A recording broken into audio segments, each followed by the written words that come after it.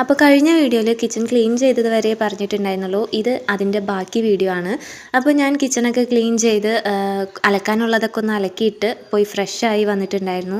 എപ്പോഴും ഫ്രഷ് ആയതിന് ശേഷമാണ് തുണികളൊക്കെ ഉണങ്ങാനായിട്ട് വിരിച്ചിടാറ്. പിന്നെ ഉച്ചയ്ക്ക് ലഞ്ചിൻ്റെ സമയമായപ്പോൾ പെട്ടെന്ന് തന്നെ മീനൊക്കെ ഫ്രൈ ചെയ്ത് പൊരിച്ച് വയ്ക്കാമെന്ന് വിചാരിച്ചു. അപ്പോൾ നല്ല രീതിയിൽ ഫ്രൈ ചെയ്ത് വെക്കുന്നുണ്ട്. നല്ല ടേസ്റ്റുള്ള മത്തിയായിരുന്നു. അങ്ങനെ ഇക്ക വരുമ്പോഴേക്കും ചോറൊക്കെ കൊണ്ട് ഞങ്ങൾ രണ്ടാളും റെഡിയായി നിൽക്കുന്നുണ്ടായിരുന്നു. വേറെ എങ്ങോട്ടും അല്ല, മോളുടെ സ്കൂളിൽ നിന്ന് PTA മീറ്റിംഗ് ഉണ്ട്.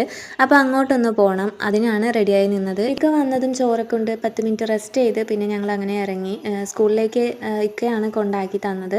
ഇക്ക ഉണ്ട് കഴിഞ്ഞ് പോകുമ്പോൾ അങ്ങനെ കൂടെ പോകാമല്ലോ എന്ന് കരുതി. എപ്പോഴും അങ്ങനെയാണ് ചെയ്യാറ് മീറ്റിംഗ് ഒക്കെ ഉണ്ടാവുമ്പോൾ. അങ്ങനെ ഞങ്ങളെ ഡ്രോപ്പ് ചെയ്ത് ഇക്ക പോയിട്ടുണ്ടായിരുന്നു. സ്കൂൾ കണ്ട വഴിക്ക് മീറ്റിംഗ് തുടങ്ങിയെന്ന് വിചാരിച്ചതാണ്, പക്ഷെ തുടങ്ങിയിട്ടുണ്ടായിരുന്നില്ല.